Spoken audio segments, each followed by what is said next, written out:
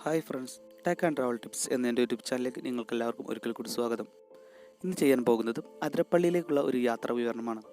അതിരപ്പള്ളിയിൽ കാണേണ്ട കാഴ്ചകൾ, വെള്ളച്ചാട്ടം, അതുപോലെ വാഴച്ചാൽ വെള്ളച്ചാട്ടം, ആ വഴിയെ കാണുന്ന മറ്റ് ടൂറിസ്റ്റ് പ്ലേസുകൾ എന്നിവയെ പറ്റിയുള്ള ഒരു വിവരണമാണ്. അപ്പോൾ നമുക്ക് നേരിട്ട് വീഡിയോയിലേക്ക് കടക്കാം. ഏകദേശം ചാലക്കുടിയിൽ നിന്നും 30 കിലോമീറ്ററാണ് അതിരപ്പള്ളി വെള്ളച്ചാട്ടത്തിലേക്കുള്ള ദൂരം. പോകുന്ന വഴിയെ ആതിരപ്പള്ളി എത്തുന്നതിൻ്റെ ഒരു 6 കിലോമീറ്റർ മുന്നേയുള്ള ഒരു കാഴ്ചയാണ് ഈ കാണുന്നത്.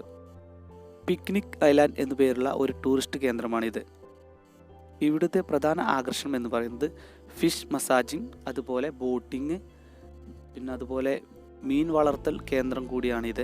വെറൈറ്റി വ്യത്യസ്ത രൂപത്തിലുള്ള ഒരുപാട് മീനുകൾ ഇവിടെ നമുക്ക് കാണാൻ കഴിയും. ഇതെല്ലാം 100 രൂപ എൻട്രി ഫീയിൽ ഒതുങ്ങുന്ന കാര്യങ്ങളാണ്. നമ്മൾ 100 രൂപ എൻട്രി ഫീ എടുത്ത് അകത്തോട്ട് കയറി കഴിഞ്ഞാൽ ഇതെല്ലാം നമുക്ക് ഫ്രീ ആണ്. ബോട്ടിംഗ് ഉണ്ട്, അതുപോലെ ഫിഷിനെ ഈറ്റിംഗ്, അതായത് മീൻ നമുക്ക് അവിടെ നിന്ന് വാങ്ങാൻ കിട്ടും. പിന്നെ മീനിനെ ഭക്ഷണം കൊടുത്ത് നമുക്ക് അവരെ എൻ്റർടൈൻ ചെയ്യാൻ കഴിയും. അങ്ങനെ ഒരുപാട് കാര്യങ്ങൾ അവിടെ ചെയ്യാൻ കഴിയും. പോകുന്ന വഴിയുള്ള മറ്റൊരു ഡാമാണിത്. അതിരപ്പള്ളി എത്തുന്നതിൻ്റെ ഒരു 3 കിലോമീറ്റർ ഇപ്പുറത്തുള്ള ഒരു ഡാമാണ്. ഇവിടുത്തെ വ്യൂ അതിമനോഹരമായ ഒരു കാഴ്ചയാണ്. ഇവിടെ വെള്ളത്തിൽ ഇറങ്ങി നമുക്ക് കുളിക്കാൻ കഴിയുന്ന രീതിയിലാണ് സെറ്റപ്പ് ആക്കിയിട്ടുള്ളത്. 20 രൂപയാണ് ഇവിടെ എൻട്രി ഫീ എന്ന് പറയുന്നത്. ഒരുപാട് യാത്രികർ ദിവസവും വരുന്ന ഒരു ഏരിയയാണ് ഇത്. നമ്മൾ ആതിരപ്പള്ളി വെള്ളച്ചാട്ടം എത്താൻ പോകുന്നതിന് തൊട്ട് മുൻപുള്ള ഒരു വ്യൂ പോയിന്റിൽ നിന്നെടുത്ത ഒരു വ്യൂ ആണ് നമ്മളിപ്പോൾ കണ്ടുകൊണ്ടിരിക്കുന്നത്. അങ്ങനെ നമ്മൾ അവസാനം ആതിരപ്പള്ളി വെള്ളച്ചാട്ടത്തിൽ എത്തിയിരിക്കുകയാണ്. ഇതിന് പുറത്ത് ഒരുപാട് കച്ചവടക്കാരും മറ്റും ഇവിടെയുണ്ട്. ദിവസവും ആയിരക്കണക്കിന് യാത്രികർ വരുന്ന ഒരു ടൂറിസ്റ്റ് കേന്ദ്രമാണിത്. ഇവിടെ ഇതുപോലുള്ള ഒരുപാട് കച്ചവടക്കാരുണ്ട്. അങ്ങനെ നമ്മൾ ആതിരപ്പള്ളി വെള്ളച്ചാട്ടത്തിന് താഴെ എത്തിയിരിക്കുകയാണ്.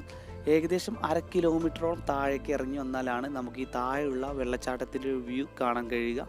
അപ്പോൾ പ്രായമായ ആളുകൾക്ക് ചിലപ്പോൾ ഇങ്ങോട്ട് ഇറങ്ങാൻ കഴിഞ്ഞു എന്ന് വരില്ല. ഒരു ചെങ്കുത്തായ നല്ല കുത്തനെയുള്ള സ്റ്റെപ്പുകളുള്ള ഒരു ഏരിയയാണ് താഴേക്കുള്ളത്.